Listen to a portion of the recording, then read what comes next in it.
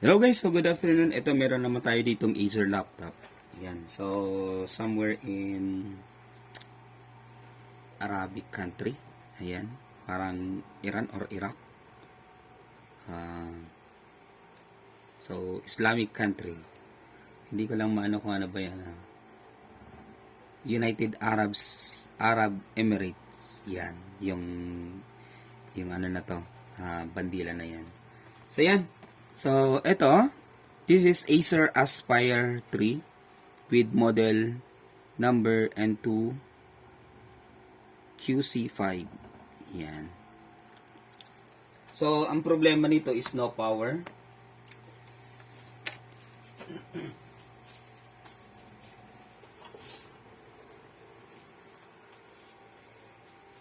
So, since no power siya, ang una nating i-check palagi yung kanyang battery. Yan. Check natin yung battery. So, ilagay natin sa 200 volts. Right. Then, saksakan natin siya ng pin para makita natin. Then, we have 19.3 volts. So, ibig sabihin, walang problema sa battery. So, ganun lang yan ha. Check first the battery. Then, after that, you may proceed to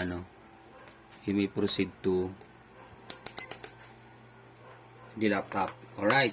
So, ito naman, yung mga indicator lead niya, saan ba to? Okay. So, hindi dito halata. Asan ba? Ito. Yan. So, isaksak na natin ha.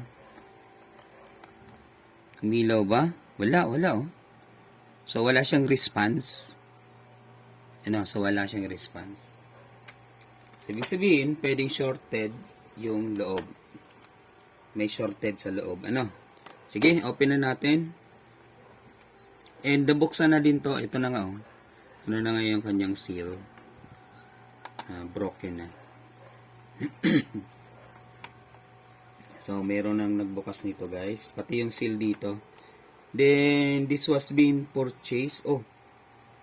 Purchased to sa Hypertech. Pag mga ganito, Hypertech Naga City ito eh. So, alam ko yung mga seal ng iba't ibang laptop and computer store sa Naga City. So, na-identify ko kung galing ba yan sa BitStop. Identify natin kung galing ba yung 3GX, sa PC Hub, yun na nga, Hypertech, kung sa Silicon Valley, sa SM, sa Robinson. So, yan. Na-identify na natin.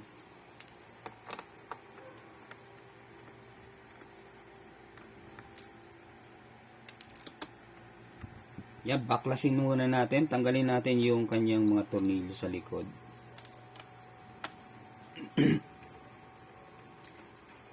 So, medyo malaki yung laptop na to. So, I think this is 24 ba? LCD niya. 24 inch o inches. Ayan. Then, right, baklasin na natin.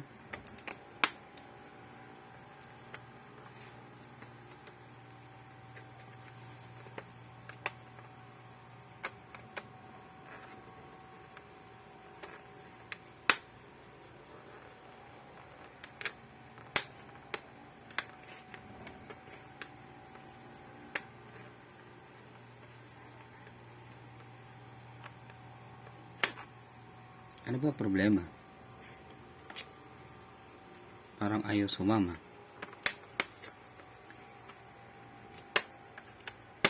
Sige na, tanggal na. Naku, papatagalin pa eh.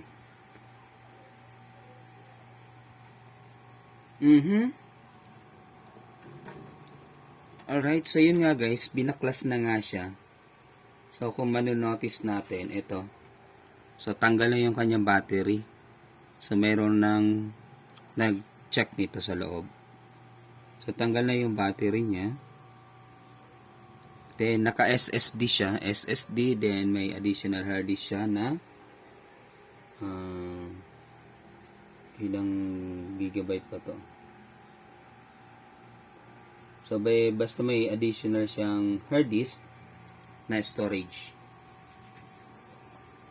Then, yung kanyang RAM ay yun, DDR4 na siya with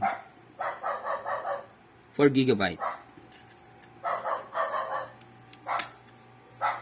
Wait lang. So, yun nga, tama nga yung hinala natin. Binuksan na talaga siya. So, tinanggal na yung ng battery connection. So, that's good. Alright.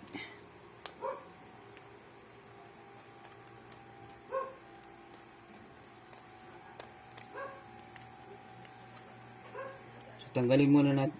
Oops, ito pa oh. Tanggal na yung kanyang screw. Sa battery din ata to. So, mayroon ng mga tinanggal na screw. Yan. So, hindi natin alam kung sino yung nag-check na nito. Sige, tanggalin muna natin yung kanyang SSD. So, dapat dito, pag mag-check tayo ng board, dapat tanggal muna yung SSD, tanggal muna yung hard disk, ganun.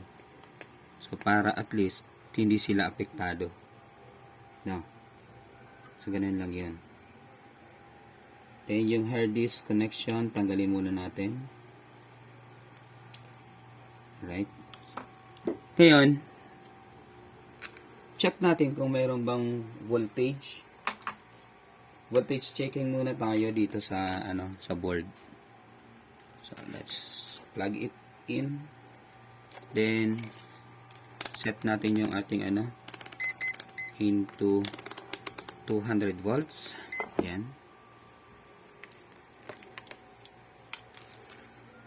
Then mag voltage checking tayo. So ground. Then check tayo dito. Walang pumapasok na 19 volts.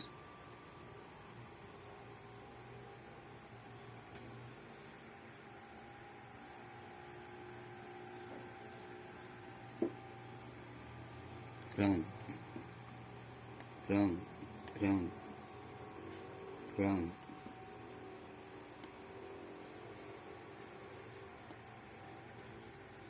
Check tayo sa MOSFET.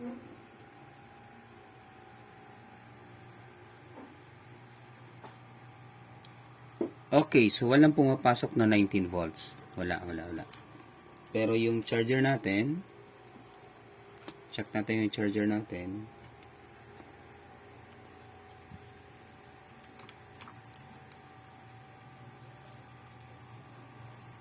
Oops.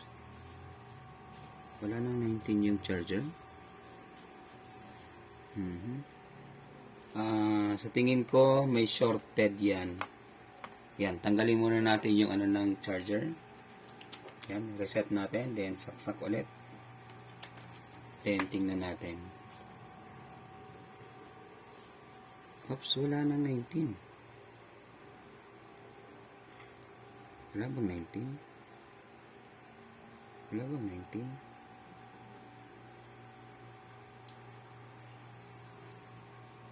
Wala nang 19.3. Sige.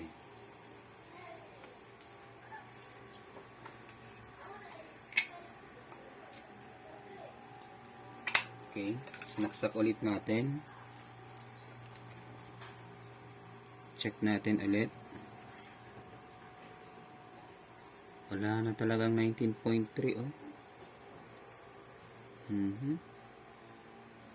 Wala na siya guys.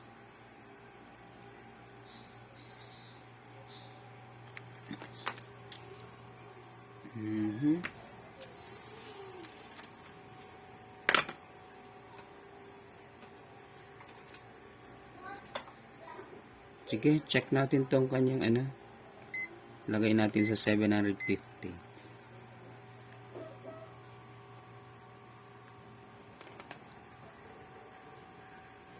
So, mayroon tayong 237, 237. So, dapat 220 volts dun sa saksakan, ano.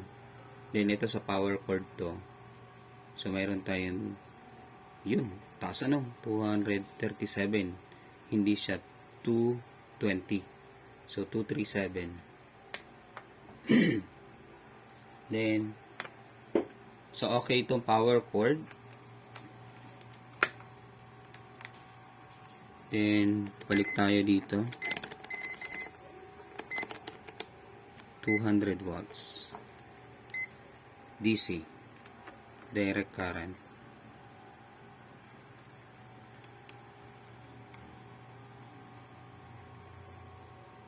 Ayun. So, mayroon na tayong 19.3. Ayan. Kailangan lang i-reset. Ibig sabihin ng reset, tanggalin. Siguro mga 10 seconds. Then, yun. Then, yun. Check na ulit. Ayan. 19.3. Now, sasaksak natin siya dito sa port. Then, check natin kung mayroon bang 19.3. Right. So, mayroon ng input na 19.3. So, dito tayo sa kanyang power MOSFET 19.3. Sa input niya, input 19.3 mayroon. Sa output, so, wala. Ayun, may 19.3. Then, sa gate niya, 19.3. Okay, ang output niya itong papunta dito. Then, dito naman, ito naman yung source. Then, lahat 19.3. No. 19.3. Lahat. So, dito tayo sa MOSFET, nakasunod sa kanya. 19.3 sa output nito.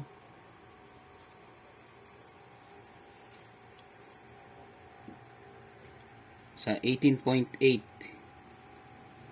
Okay.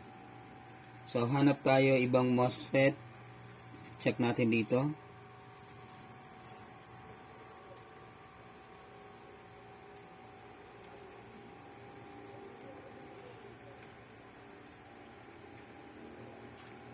Walang dumaloy na 19.3 dito.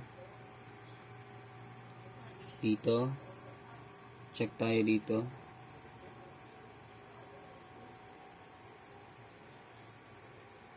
$19.3 wala din. So, ibig sabihin, walang supply na 19.3 sa board. Papunta na dito. So, hanggang dito lang siya. Alright. Try nga natin ulit. Wala talaga. So, try tayo dito sa kanyang mga wala. So, wala. So, wala tayong makitang 19.3 or 85 volts or 3 volts. Wala. So, mayroong shorted ang kanyang board. Right. So, that's how we diagnose the laptop. Sige nga. Sa may power button ito. Yung power button nasa keyboard. So, let's try to power. Ano ba to? Power button ba to? Reset ata. Yun ang power button. Try nga natin. Wala.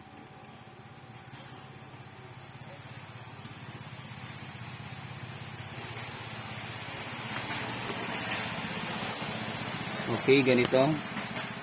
So, tanggalin natin yung kanyang keyboard. So, since yung power button nasa keyboard, incorporated sa keyboard, let us short the first and second pin. Hanapin natin yung power button. So, wala. First and second pin. So, dapat iikot na to. So, in this case, wala. Wala. So, ibig sabihin, meron talagang shorted ang board. Kasi dito sa ano natin, so wala siyang supply. Yan, check ulit natin. 19.3. Yan, 19.3. Papunta dito sa power MOSFET, may output siyang 19.3. Then dito may output siyang 18.8. Oops. What the hell? Ito ang problema, guys. Ito yung sabog. Nakita ko na. Ito. Kaya wala siyang output. Ayan, Ayun. Ayan, Yan, yan. Ayan mismo yung problema, guys, Wala siyang output. Dahil dito. Ayan. Dahil dito. Dahil sa resistor na to. Nakaangat siya. Okay? Malabo,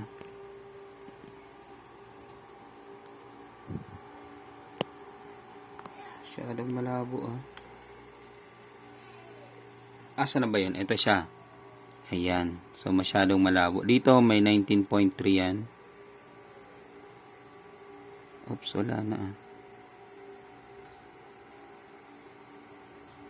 Wala na siyang 19.3. Wala, nag-short na. Hala. Nag-short na, guys. Reset ulit tayo ng charger.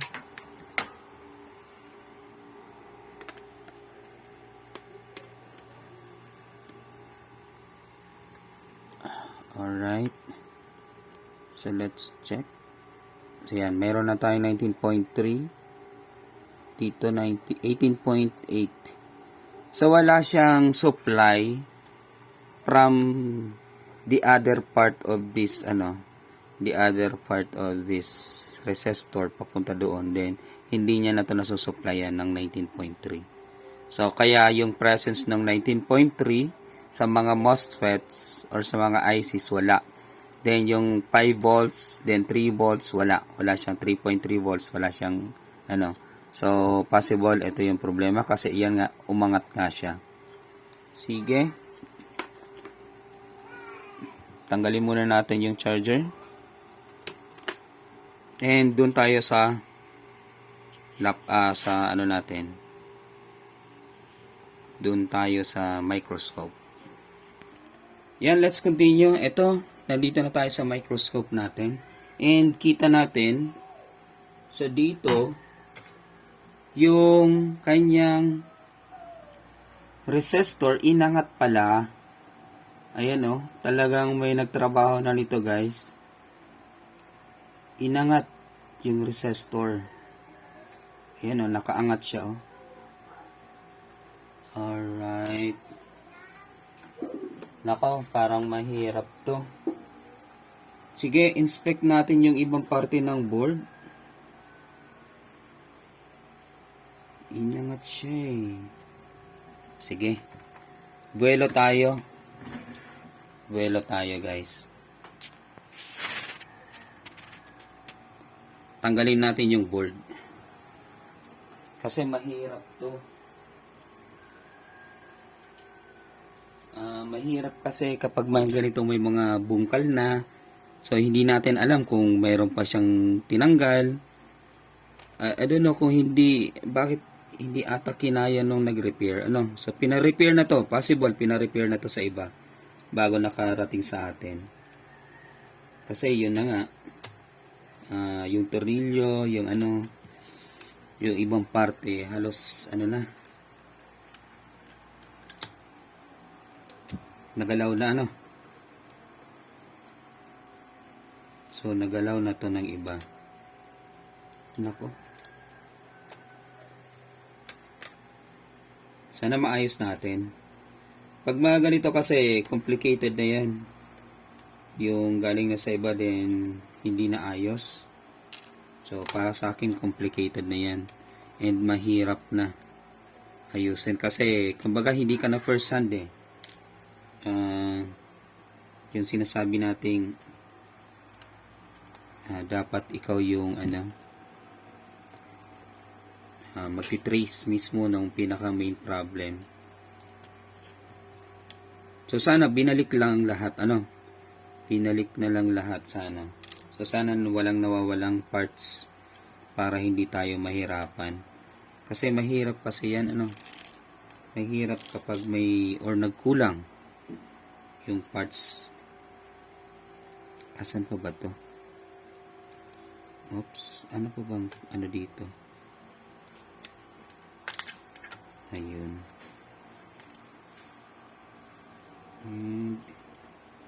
Dito sa ilalim.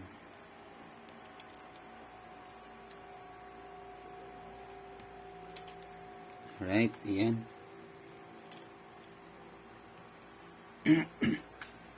So, kinuha muna natin yung board.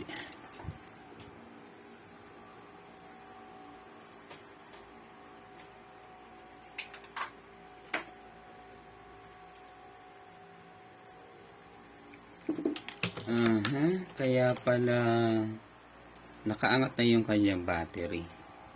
So, yun lang. Sana walang tinanggal na ibang parte. Mahirap na talaga pag pag may tinanggal na ibang parte. Right? Saksak natin yung charger.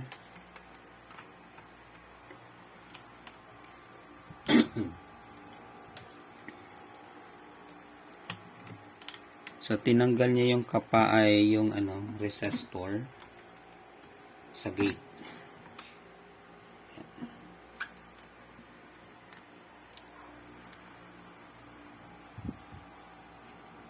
Ito. Right? Sige, continue tayo.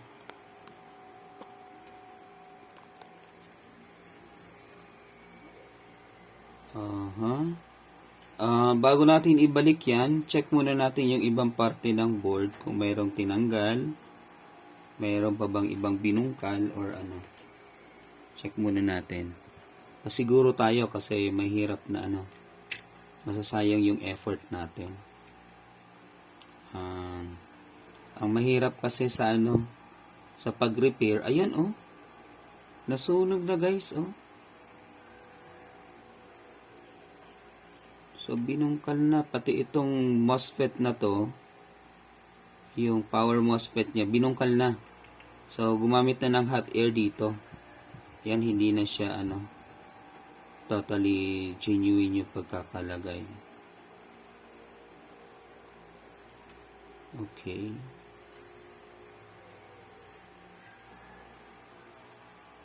Tanggalin natin yung RAM.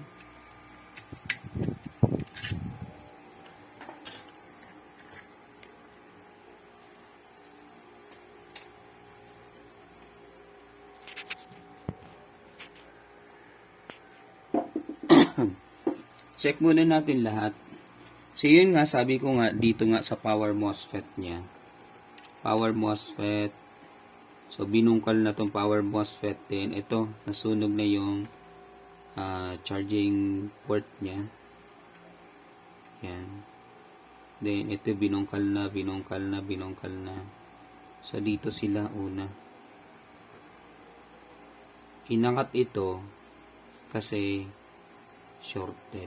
So, yan. Check muna, inspect muna natin the entire board. Ito, mayroon ako nakita ditong kakaiba. Check ko muna to. Under continuity.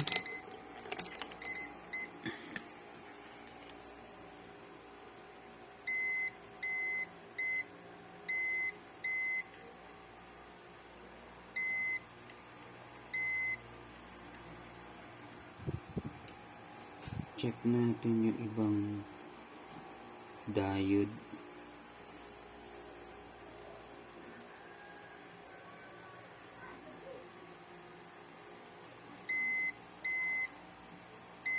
Okay.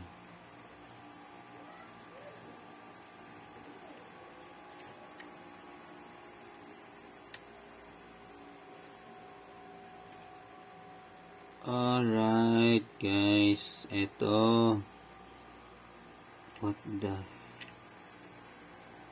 Ano ba yun? Mahirap to guys. Kasi ito, yan o. Kinap na nila yung linya, then binalik ulit. So, I don't know. Ano ba yung tinanggal nila dito? Yun. Isang capacitor tinanggal, binungkal na. Hindi na binalik. So, isa na lang nagkokontrol. Ayan. So, isa na lang yung nagkokontrol. Dito. Then, ito binungkal na din.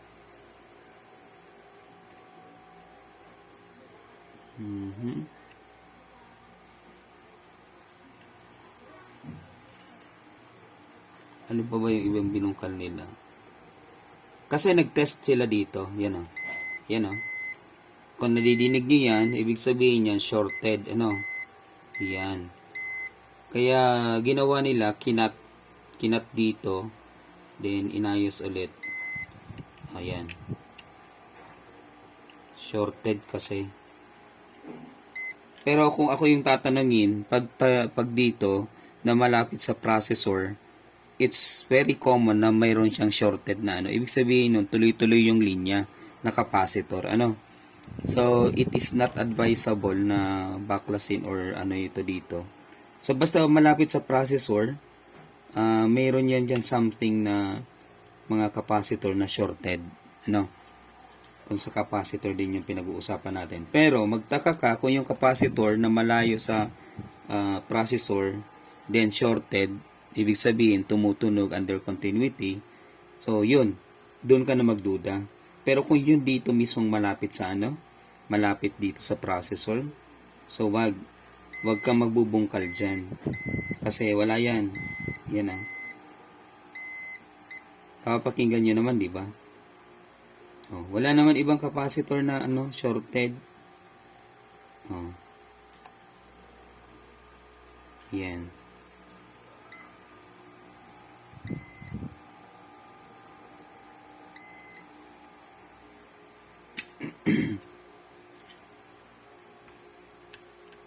Check natin lahat. Lahat ng capacitor. Okay naman yung mga capacitor niya eh. Wala naman ano. Walang kakaiba sa capacitor.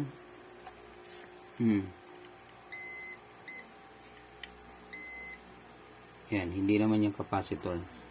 Diode yan. Okay, check natin yung MOSFET. Okay naman tong MOSFET na to. Then itong sunod na MOSFET na to. Check natin.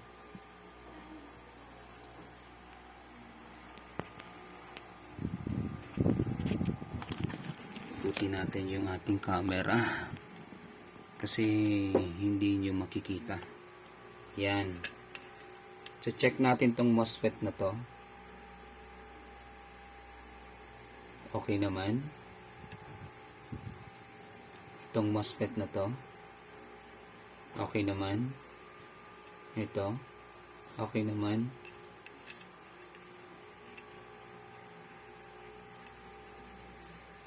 Ano pa ba? Ito. Check natin itong MOSFET na to.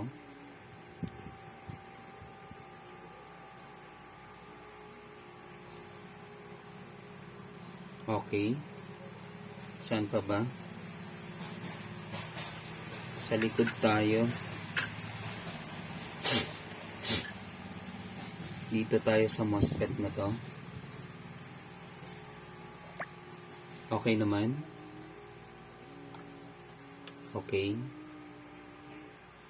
Okay naman yung capacitor. Ito.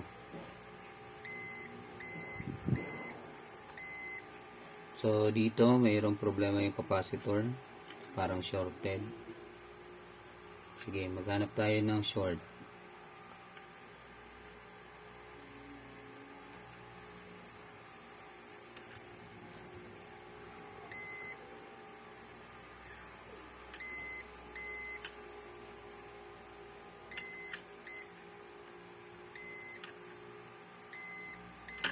So, dito, may shorted dito. So, isa dito. Asa na yun? Ito, then dito. Sige, hanap pa tayo ng ibang capacitor. Ito, malapit na to sa ano. Ito, sa likod na to ng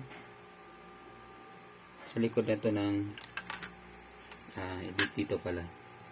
Ayun na nga, dito na nga. Sa likod na to ng processor. Yan. So, sa harap, sa katabi ng processor, it's normal na shorted siya. No? So, normal yon. Pero magtaka ka kung malayo na, then shorted. Ibig sabihin, possible na nandun yung problema. Yan. Wala namang problema dito. Yan. Yun.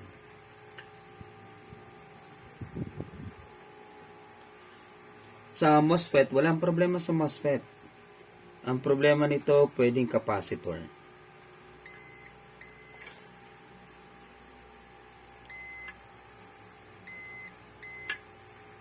Capacitor po ba ito?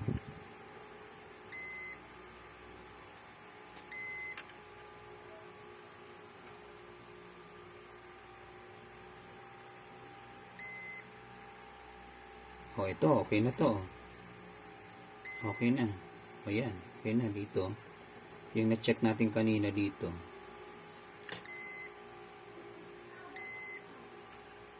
Okay na. Dito ba? Sana yun na-check natin kanina. From here to here. Okay. Okay naman.